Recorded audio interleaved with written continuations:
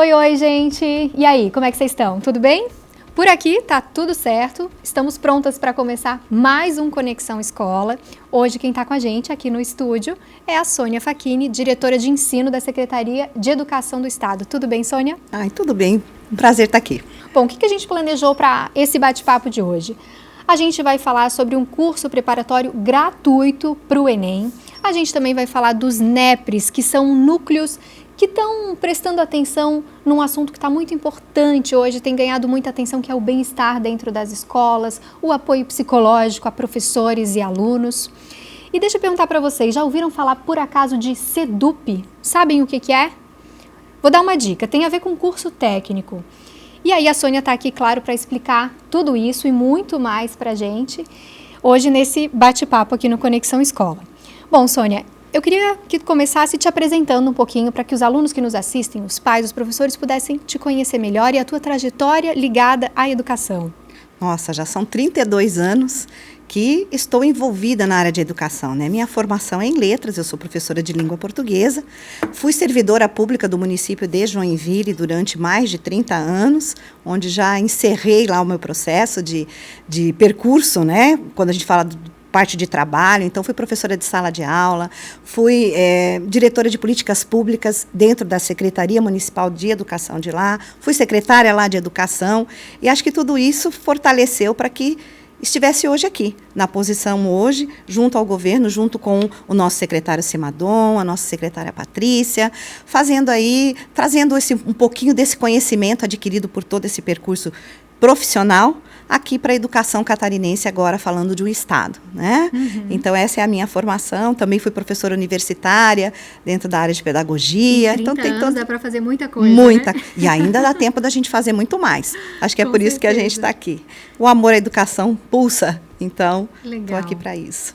Importante isso. E uma pergunta que eu gosto de fazer para todos os convidados aqui no Conexão Escola é entender um pouquinho das funções do seu cargo. Então, já passaram, né, por aqui o secretário de Educação, a secretária adjunta, agora você que é a diretora de ensino. O que cabe à diretoria de ensino de uma Secretaria Estadual de Educação fazer? Quais são as tarefas de casa de vocês? Imagino que são muitas, né?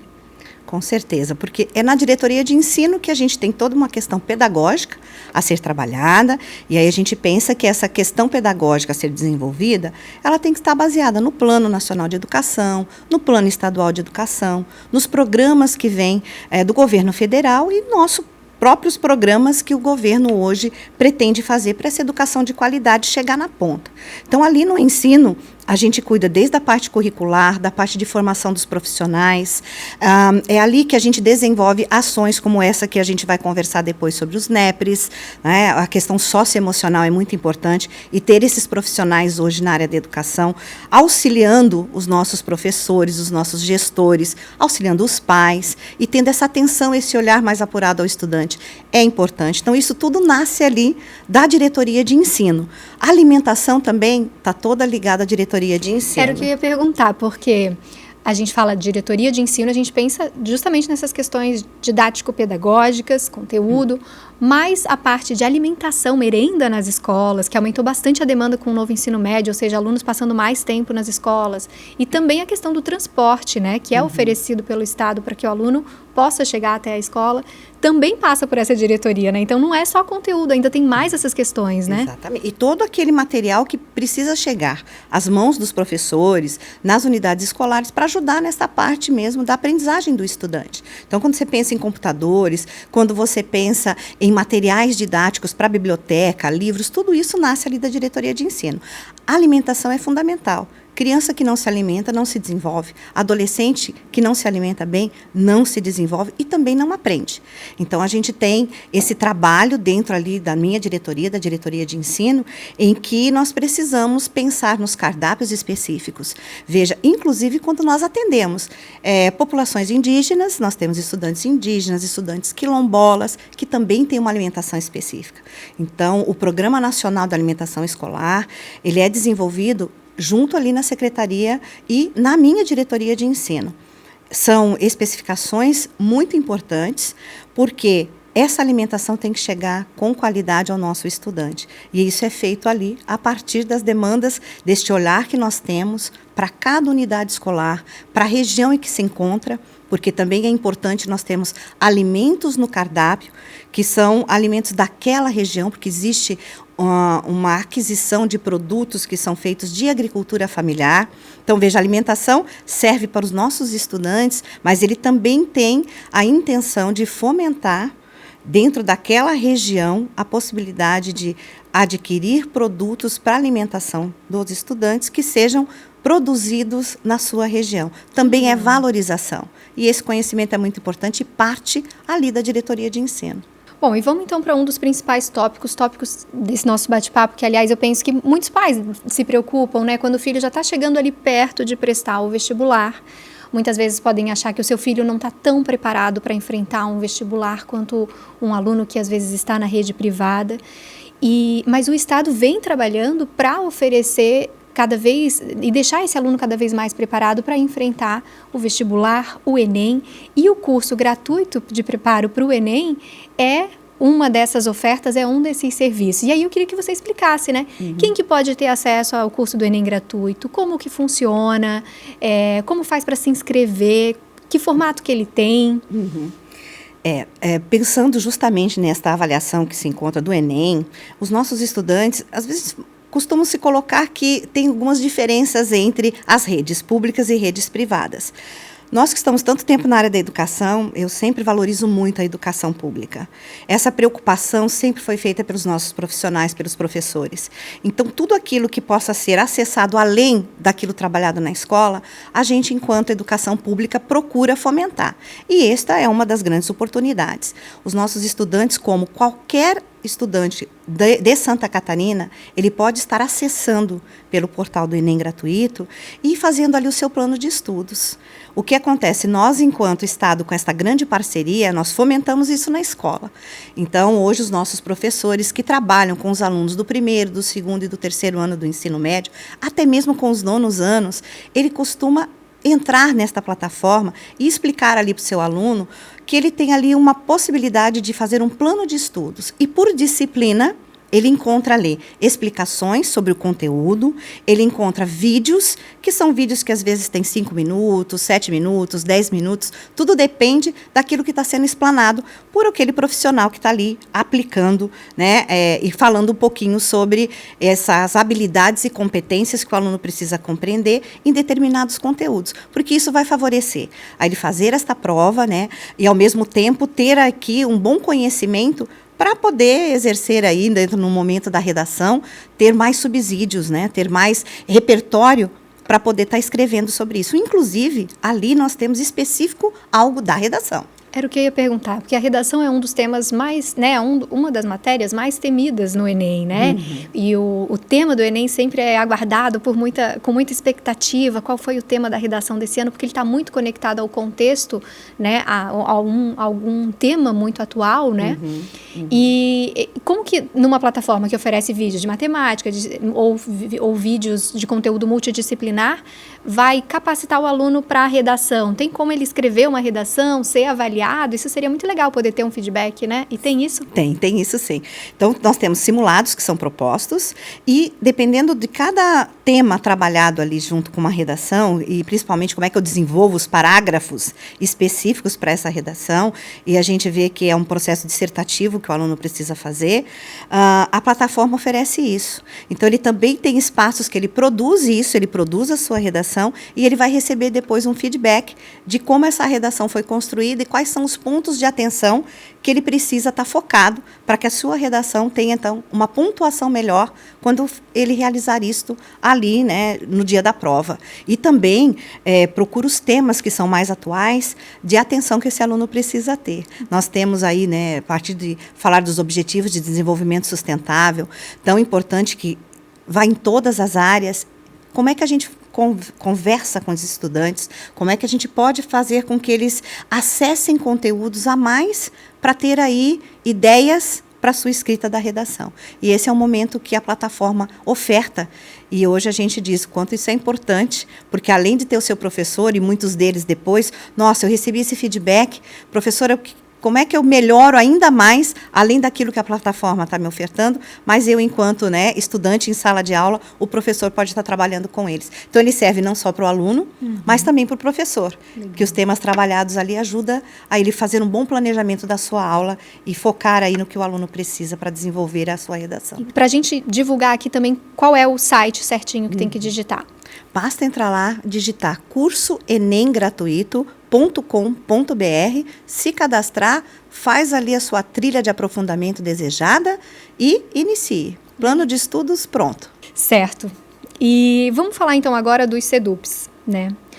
Queria que você contasse pra gente o que são os SEDUPs, quais cursos eles oferecem, aonde que eles estão espalhados, estão em todas as regiões, algumas regiões estão mais afastadas dessas oportunidades. Enfim, explica pra gente o que são os SEDUPs.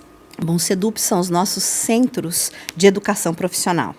Hoje nós temos espalhados no estado 20 SEDUPs. Então nós temos algumas regiões, por exemplo, Joinville, nós temos em Criciúma, nós temos em Lages, e cada um deles tem uma oferta específica sempre direcionada para aquilo que é de desenvolvimento da região. Como ele foca para que você saia de lá também, além de estar formado no curso propedêutico, que a gente diz que é a formação normal do ensino médio, ele também sai com esta formação técnica. Nós temos 5 deles, por exemplo, que tem todo um trabalho voltado para agrotécnico. Então, são regiões que precisam de profissionais ligados a isso. Então, os estudantes ali aprendem, por exemplo, como é que a gente realiza um curso que fala, por exemplo, de logística, né? É uma região que precisa desta mão de obra. Então, o SEDUP fornece este tipo de curso técnico para que esse aluno, logo que saia, ele consiga, então, estar aí empregado, porque a região necessita. Nós temos cursos voltados para a área de administração, nós temos cursos que são voltados para a segurança do trabalho. Existem SEDUPs nossos que têm também a área de saúde. A gente tem um curso técnico de enfermagem. A diferença é que um curso técnico de enfermagem, o estudante já tem que ter encerrado o ensino médio. Então, o SEDUPs, ele oferta ensino médio junto com o profissional, então ele sai já formado num curso técnico, ele fornece só a área técnica, então eu posso ser um estudante que curso o ensino médio normal numa unidade nossa escolar e ele vem, a partir do 2º ano, fazer a área técnica num dos nossos SEDUPs. Como ele também tem os cursos que nós chamamos subsequentes. Eu já encerrei o ensino médio e preciso e quero fazer um curso técnico dentro de uma área de segurança do trabalho, de repente. E aí eu venho e me matriculo, e essa oferta é dada de acordo com a região. Por exemplo, Joinville é um SEDUP que tem isso. E acaba vindo gente de Araquari, nós temos pessoas da região que vem justamente para fazer o curso técnico conosco dentro dos nossos SEDUPs. E falando de carga horária, pensando naquele aluno que está cursando o ensino médio numa unidade escolar e se desloca para um SEDUP para poder fazer um curso técnico, para daqui a pouco poder entrar mais cedo no mercado de trabalho, já começar a ter uma renda, ser um profissional técnico. É difícil conciliar a carga horária? É factível? Dá para conciliar? É factível porque quando falamos principalmente desses cursos, nós temos, quando é concomitante, é junto com o ensino médio, o estudante está lá na escola. Mas para aqueles que são trabalhadores e retornam, geralmente esses cursos são dados à noite. Então, há esta possibilidade. Para cada curso técnico, ele segue um catálogo específico que vem do Ministério da Educação e a gente precisa, para certificar um estudante, né, ao término de um curso técnico. Então, são cursos que são de 800 horas, cursos de 1.000 horas e cursos de 1.200 horas. Então, ele fica, às vezes, durante um período de 3 anos, para ter esta conclusão de curso. Claro que se ele já se formou no ensino médio, ele vem apenas para isso. E a nossa grade curricular dentro dos SEDUPs, quando ele é concomitante com o ensino médio, ali já está proposta, o estudante fica praticamente o dia inteiro nessas unidades. E acaba se criando, então, muitas oportunidades, né? Muitas oportunidades de trabalho já para esses estudantes, né? Nós temos regiões em que todo mundo fica na expectativa e na espera do término desses estudantes. Praticamente nós temos 90%, quando fazemos uma pesquisa junto a cada um deles, de que eles já saem empregados.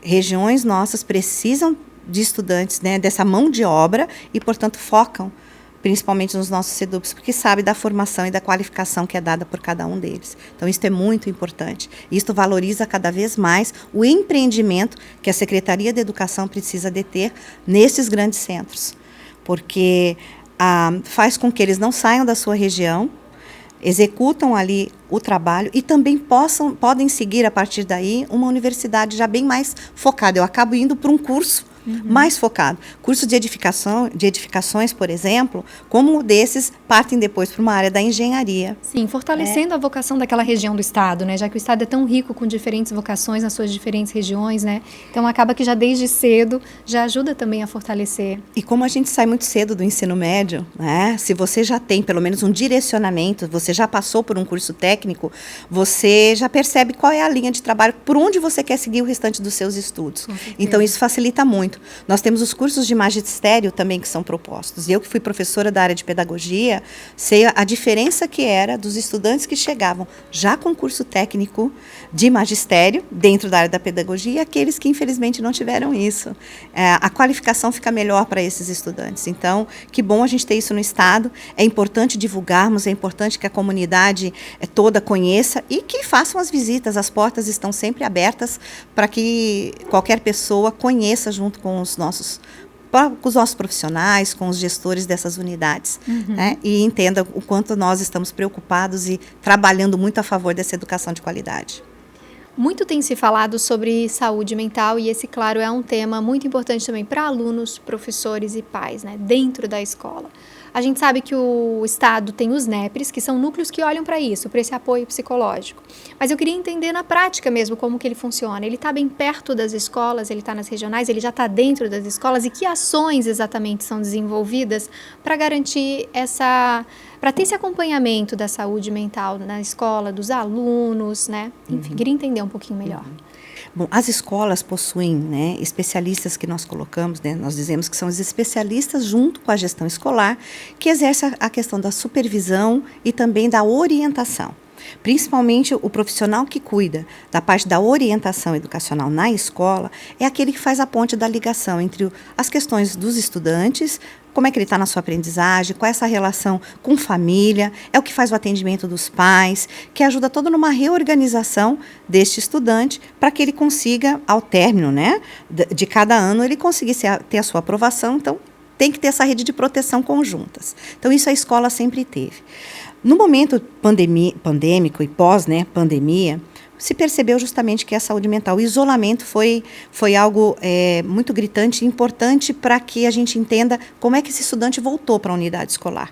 Estar no isolamento, né, estar sem essa comunicação com o outro, justamente mexeu muito com a saúde mental. E a gente diz não só das nossas crianças e dos adolescentes, mas também dos adultos, né? Então, nós retornamos para a escola com esses estudantes vindo com esta saúde emocional muito frágil, e esta equipe, enquanto escola, precisaria também de um olhar um pouquinho mais apurado e de um apoio externo, né? Porque uma das funções social da escola é essa, da gente ter essa percepção e atingir também toda essa rede de proteção com um olhar para a criança, e quando ele precisa, além de estar na escola, também de um apoio psicológico dentro da área da saúde, um apoio mais da família com assistência social, porque no momento de pandemia nós tivemos pessoas que ficaram desempregadas, perderam suas casas, foram morar com outras famílias. Toda esta desorganização mexe muito, não é? E principalmente com os nossos estudantes na fase que a gente já entende de desenvolvimento de adolescência, que já não é fácil, não é? Que ele precisa. Então o núcleo ele veio para justamente fazer essa rede de apoio, pensando dentro de um diagnóstico enquanto rede, o que é que a gente tinha que olhar com mais atenção para esse estudante que está chegando, não só para o estudante, mas para o profissional também da rede.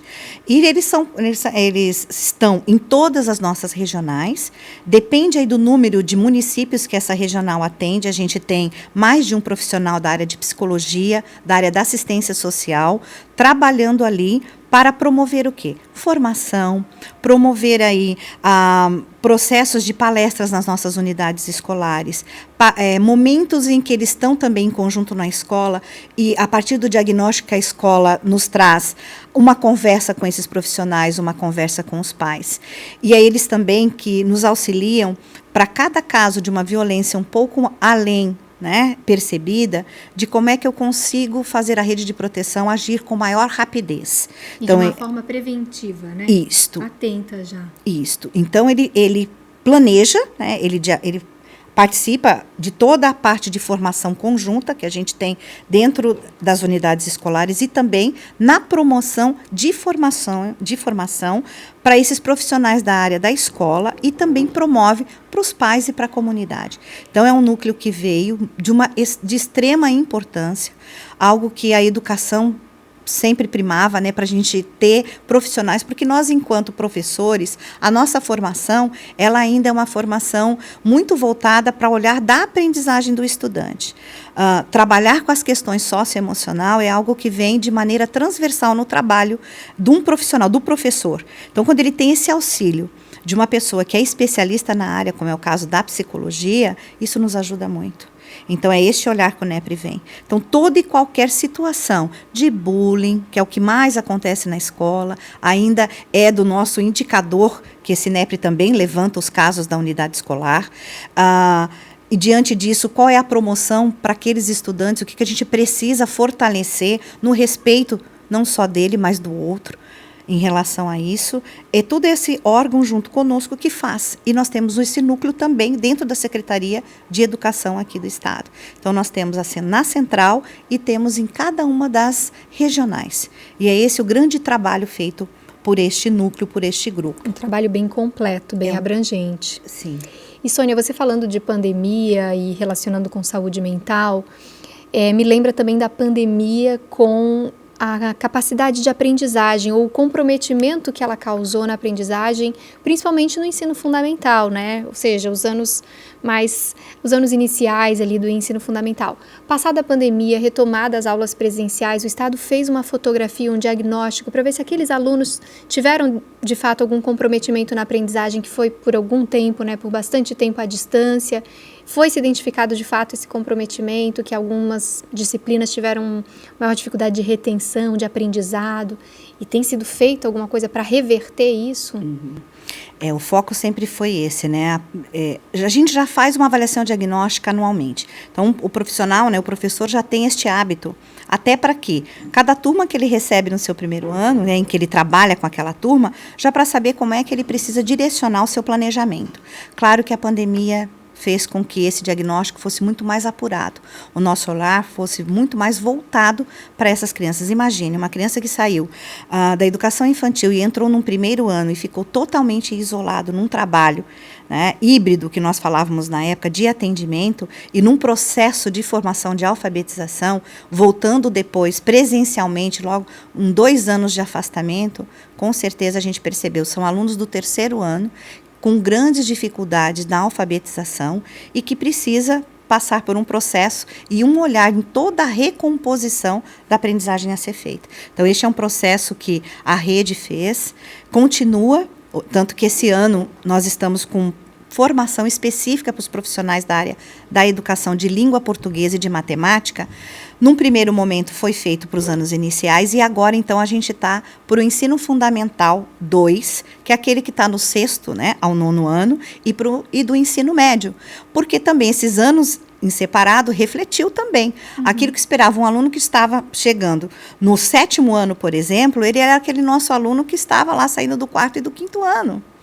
Então, toda essa defasagem, que por mais que nós tenhamos de forma híbrida, né, na tentativa de todas as ferramentas possíveis para a área da educação, a lacuna da aprendizagem foi muito grande. Então, são anos daqui para frente, a gente sabe que é um período de mais de 10 anos de reestruturação, de um recaminho, sim, os estudos nos apontam isso, para que a gente consiga que essas turmas que passaram por esse momento pandêmico, ela consiga ser reestruturada e reorganizada com as competências, com as habilidades que a gente espera que ele alcance num término do seu ensino médio para ir para a universidade. Então, o foco maior é na recomposição da aprendizagem, é olhar para o currículo do território catarinense, para o projeto político-pedagógico da escola, rever aí os conteúdos que estão ligados, né, a essas habilidades e competências, eles serem reorganizados para que aquilo que é prioritário, essencial, não deixe de ser dados, e o seu aprofundamento, às vezes que estava num determinado ano, ele precisa ser num ano subsequente. Então, isso a gente tem feito. O Estado tem essa grande preocupação, e a gente diz que não é só o Estado catarinense, mas eu acho que é o Brasil num todo, mas a Secretaria de Educação tem se debruçado bastante, tanto que toda a parada pedagógica feita esse ano, nós atingimos quase 40 mil profissionais da área, são professores específicos que trabalharam com esta visão. Nós estamos com formações presenciais em 16 polos espalhados hoje no estado de Santa Catarina, focado na matemática e na língua portuguesa, e a gente entende que a língua portuguesa precisa, porque é por meio dela que você aprende a história, é por meio dela que você aprende a geografia, a biologia. Então, um aluno que não consiga estar bem alfabetizado e, ao mesmo tempo, nós falamos desse grande letramento, né, e parte do professor se voltar para a sua disciplina, para a sua área de atuação, então, e ali fazer essa readequação. Esses polos, então, são voltados para os professores? Voltados para os professores. Dessas disciplinas, para darem ainda mais um reforço. E vamos falar agora, para a gente já encerrando, sobre a formação continuada. A educação, a tecnologia tem se desenvolvido com tanta agilidade, surpreendido tanto, que é preciso que professores, coordenadores estejam também sempre antenados e buscando capacitação, renovação de conhecimento. O que o Estado oferece, como que olha para isso, o que oferece de curso de capacitações, sobretudo para professores? A capacitação é sempre feita, né? Hoje, presencialmente, a gente tem buscado ter esta fonte de possibilidade para os nossos profissionais da educação, principalmente nas áreas que estão mais afetadas hoje, quando a gente fala do processo de alfabetização, de um processo da continuidade da recomposição de aprendizagem. Então, hoje, a Secretaria de Educação, ela faz encontros com esses profissionais, nós estamos com 16 polos aí espalhados, com formação justamente presencial. Neste momento, por exemplo, nós temos uma formação acontecendo aqui em Florianópolis e trazendo os profissionais da área que trabalham com as nossas comunidades indígenas. Lembrando que a alfabetização precisa ser feita também na própria língua deste grupo indígena que nós temos naquela unidade escolar, e nós precisamos da criação de materiais para que esses profissionais possam exercer ali as aulas junto aos estudantes destas comunidades. Então, isso é algo que a Secretaria de Educação está desenvolvendo neste momento, com também um processo até o final do ano, por esses encontros presenciais e outros tantos que virão a partir do ano que vem em todas as áreas, que a gente precisa dessa formação continuada. Sônia, super obrigada por estar aqui com a gente no Conexão Escola. Se tiver mais alguma consideração final, algo que você queira falar...